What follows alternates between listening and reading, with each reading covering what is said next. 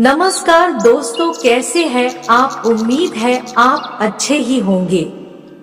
दोस्तों, आज हम विश्वकर्मा जी के जन्म और पूजा के बारे में बात करेंगे। दोस्तों, हर साल विश्वकर्मा पूजा कन्या संक्रांति को मनाई जाती है।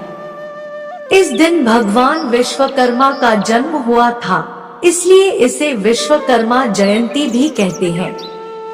इस बार विश्वकर्मा जयंती 17 सितंबर 2023 को रविवार के दिन मनाई जा रही है।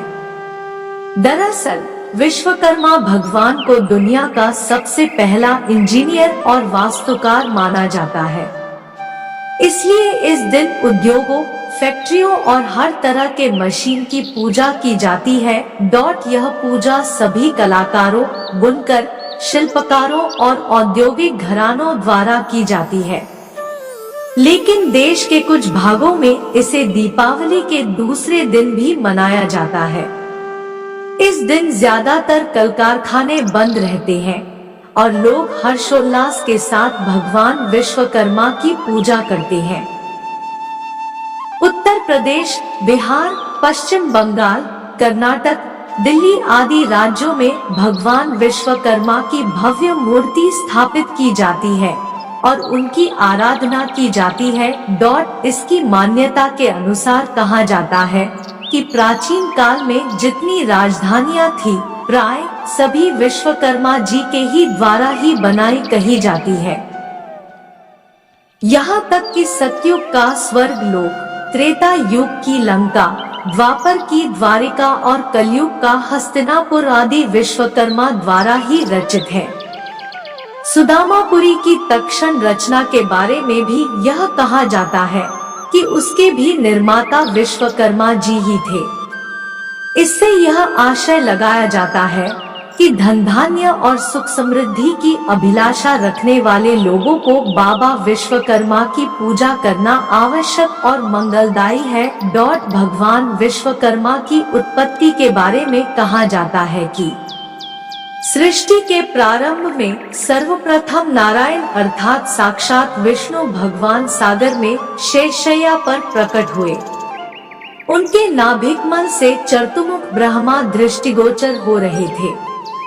ब्रह्मा के पुत्र धर्म तथा धर्म के पुत्र वासुदेव हुए। कहा जाता है कि धर्म की वस्तु नामक स्त्री से उत्पन्न वास्तु सातवें पुत्र थे, जो शिल्पशास्त्र के आदि प्रवर्तक थे। उन्हीं वासुदेव की अंगिरसी नामक पत्नी से विश्वकर्मा उत्पन्न हुए। पिता की भांति विश्वकर्मा भी वास्तुकला के अद्वितीय आचार्य बने।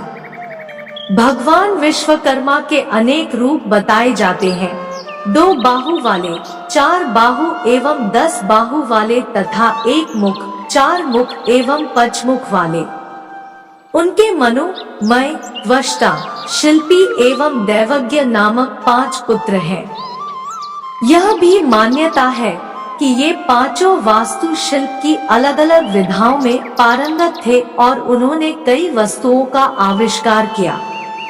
इस प्रसंग में मनु को लोहे से, तो मय को लकड़ी, त्वष्टा को कांसे एवं तांबे, शिल्पी ईंट और दैवज्ञ को सोने चांदी से जोड़ा जाता है। विश्वकर्मा पर प्रचलित कथा भगवान विश्वकर्मा की महत्ता स्थापित करने वाली एक और कथा है। इसके अनुसार वाराणसी में धार्मिक व्यवहार से चलने वाला एक रथकार अपनी पत्नी के साथ रहता था। अपने कार्य में निपुण था, परंतु विभिन्न जगहों पर घूम घूम कर प्रयत्न करने पर भी भोजन से अधिक धन नहीं प्राप्त कर पाता था। पति की तरह पत्नी भी पुत्र न होने के कारण चिंतित रहती थी। पुत्र प्राप्ति के लिए वे साधु संतों के यहाँ जाते थे, लेकिन यह इच्छा उसकी पूरी न हो सकी। तब एक पड़ोसी ब्राह्मण ने रथकार की पत्नी से कहा कि तुम भगवान विश्वकर्मा की शरण में जाओ, तुम्हारी इच्छा पूरी होगी और अमावस्या तिथि को व्रत कर भगवान विश्वकर्मा महात्म्य को सुनो। इसके बाद रथकार एवं उसकी पत्नी ने अमावस्या को भगवान विश्वकर्मा की पूजा की जिससे उसे धन धान्य और पुत्र रत्न की प्राप्ति हुई और वे सुखी जीवन व्यतीत करने लगे। उत्तर भारत में इस पूजा का काफी महत्व है।